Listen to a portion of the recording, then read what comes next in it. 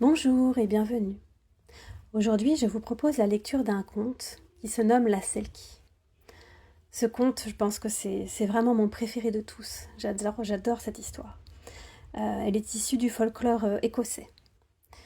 Cette histoire, elle va nous parler d'assumer qui l'on est vraiment, de ne jamais oublier quelles sont nos vraies valeurs et ce qui forge notre être, puisque nous sommes tous différents et c'est en assumant nos singularités que l'on peut vraiment être heureux.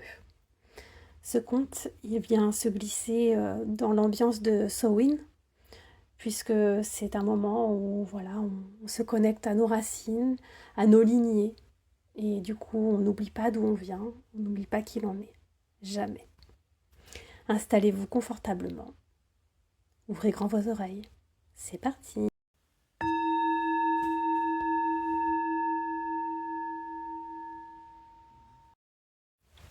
En un temps qui fut, vivait un homme si seul qu'au fil des ans, les larmes avaient creusé 2 abîmes sur ses joues. Il essayait de sourire et d'être heureux, mais il éprouvait le besoin d'une compagnie féminine. Un soir, alors qu'il pêchait après la tombée de la nuit, la lune montait dans le ciel et illuminait la plage.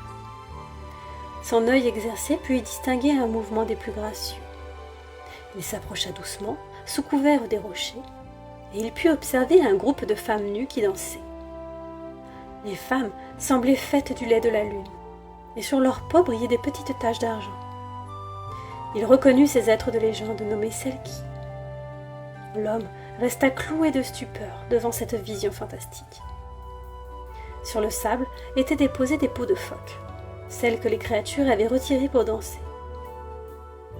Sans savoir ce qu'il faisait, l'homme bondit soudain de derrière son rocher, déroba l'une des peaux de phoque qui se trouvait là, et se dissimula. Bientôt, il entendit l'une des femmes crier quelque chose d'une voix qui ressemblait au chant des baleines au lever du jour. Les femmes revêtaient leur peau de phoque, et une par une se glissaient joyeusement dans la mer. Toutes, sauf une, qui cherchait partout sa fourrure, en vain. L'homme quitta l'abri du rocher et lança : « Femme, sois mon épouse. Je suis un homme seul, si seul.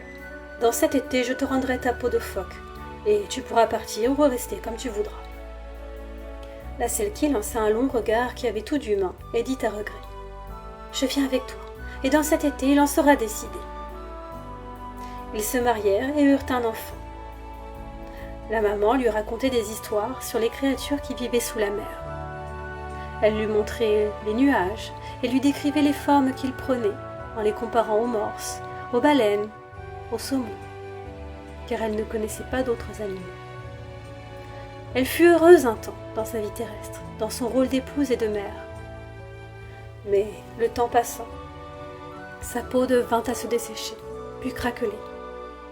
Chaque jour, sans qu'elle le veuille, son regard devenait de plus en plus terne. Elle devint d'une pâleur mortelle. Elle n'était plus que l'ombre de la femme dansant au clair de lune sur la plage. Il en alla ainsi jusqu'à ce qu'un soir, l'enfant fut réveillé par des cris. C'était son père qui réprimandait sa mère. Il entendit des pleurs, semblables à un tintement d'argent sur de la pierre. C'était sa mère. « Tu as caché ma peau de phoque il y a 7 longues années, et maintenant le 8e hiver arrive. Je veux qu'on me rende dont je suis faite. » gémissait la femme phoque. « Et toi, femme, si je te la rends, tu me quitteras. » « Je ne sais pas ce que je ferai. Tout ce que je sais, c'est que je dois avoir ce à quoi j'appartiens. »« Tu me laisseras sans épouse, et l'enfant sera sans mère. Tu es mauvaise. » Sur ces mots, l'époux ouvrit brutalement la porte et disparut dans la nuit. L'enfant comprit alors la vérité sur le désespoir de sa mère. Un jour, ne supportant plus de la voir si triste, il se mit à suivre discrètement son père. Il le vit creuser pour déterrer une peau de phoque, vérifier qu'elle était intacte avant de l'enfouir à nouveau. Le garçon était heureux de savoir qu'il pouvait enfin voir sa mère sourire. Il attendit que son père s'éloigne pour récupérer la peau et la donner à sa mère. Les yeux gris de celle-ci brillèrent à la vue de la peau, et s'arrêtant à peine pour embrasser son fils, elle se précipita en direction de la mer. Le garçon courut en pleurant après elle.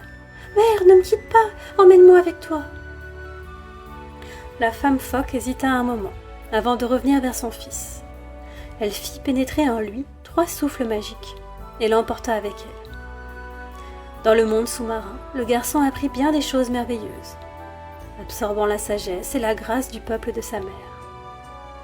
Mais il savait qu'il ne pouvait pas rester longtemps auprès d'elle, car son destin était sur la terre auprès de son père.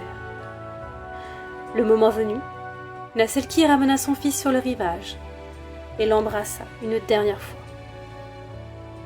Sa mère promit : « Je serai toujours avec toi. Il te suffira de toucher ce que j'ai touché, et je soufflerai dans tes poumons un vent pour que tu chantes tes chants. » Le chasseur, anéanti par la perte de sa femme et de son enfant, fut heureux de revoir son fils, et il l'aida à s'adapter une nouvelle fois à la vie sur terre.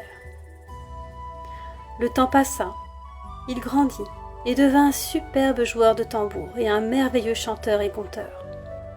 Maintenant, on peut encore le voir dans les brumes grises du matin. Il s'agenouille sur un certain rocher et semble parler à un certain phoque, une femelle qui vient souvent près du rivage. Beaucoup ont essayé de s'en emparer, mais ils n'ont jamais réussi.